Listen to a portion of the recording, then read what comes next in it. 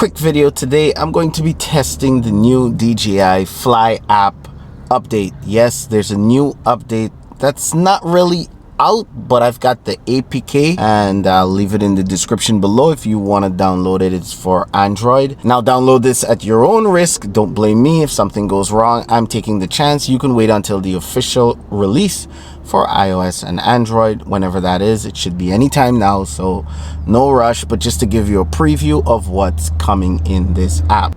Normally we use this wheel here to control the gimbal. A lot of people have been complaining, where is the finite controls? Yeah, my Mavic Air 2 speaks Chinese.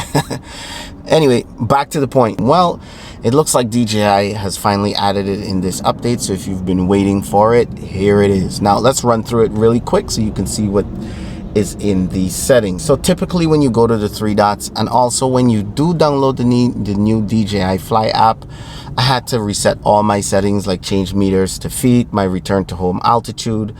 Some of that stuff was off, not everything, but just run through all your settings and make sure it was the way it was before you updating to the new app. Okay, good. So let's go to the big changes here, and it's in the gimbal. We go under control and then we go under advanced gimbal control. Bam, here it is, right under advanced gimbal control. For each one of these modes individually, you can adjust the gimbal, and I'll show you.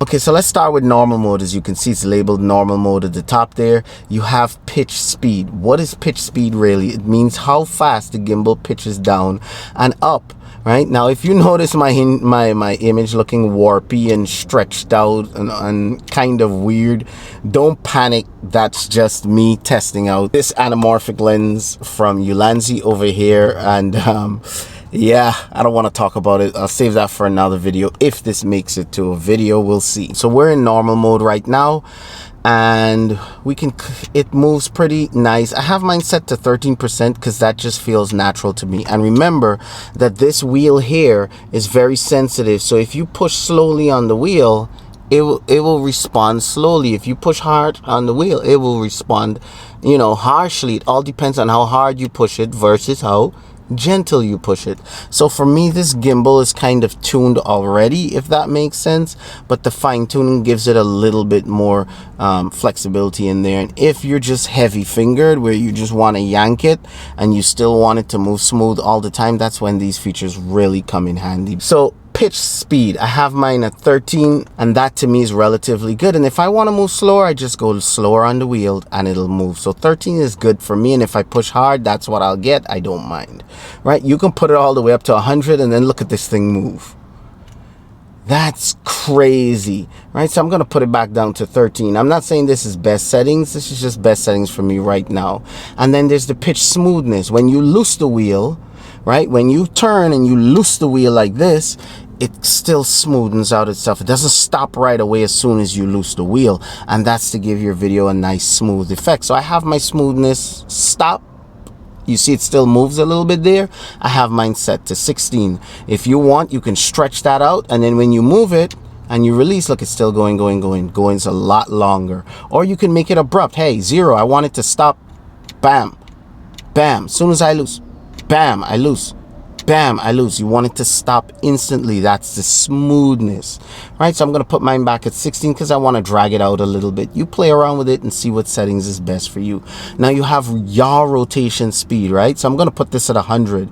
Well, 90 seems to be the fastest I can go, and that means yaw. This is my yaw here, the way that I'm spinning around left or spinning around where the drone is on its axis, just spinning around.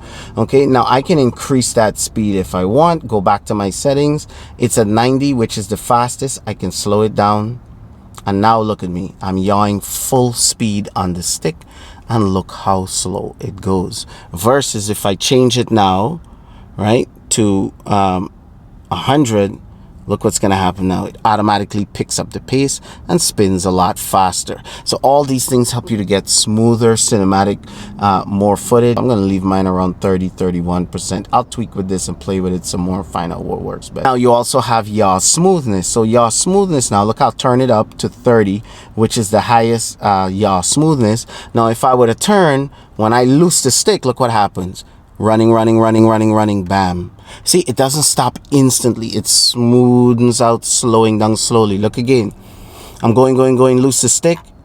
Slowly it stops, right? Now I'll set it to 0, which is yaw smoothness, no smoothness. So the minute I loose the stick, look, bam, it stops. The minute I loose the stick again, bam, it stops. So you can adjust and fine tweak even the smoothness of the yaw, which is really good. And if I turn up the speed of the yaw to full speed and then it's moving fast and I just loosen it, that doesn't make for cinematic video. See that? See, that stops instantly. That doesn't make for anything cinematic at all. So I'm going to turn down my speed because I don't want it to go as fast. 38, 30. I had it at 30, I think. 30 was good for me. And I'm going to give it some smoothness somewhere around 15 or 20. I'll probably go to 17. Let me see how 17 looks. Nice. I like this a little trail off, a little smoothing things out for me. Now this goes even further, right? Now I'm right here in normal mode, which is the red switch is in the middle, which is normal. If I were to go to sport mode by clicking this switch over to sport, right now I'm in sport mode, you can do the same thing. Click over to sports mode and you have the exact same settings here for when you're flying in sports mode. Now you might be thinking, why would they do that for each mode? Well, guess what? This drone is very agile. It's very good for action and sports filming because of this particular feature it has, which is spotlight. If you haven't seen how to use it, check it out over here. Super cool feature that's great for when you want to focus on the drone and you want the camera to focus on the subject, be it a car, jet ski, whatever you're filming. And then you get the option to set the gimbal up here while you're in sports mode, so the gimbal can function that smoothly as well. So that's pretty cool that they have this feature available in sports mode. All of the same settings that we just went through in normal, in the middle, they have it for sports. And guess what? We can even click over to tripod mode, which is next here.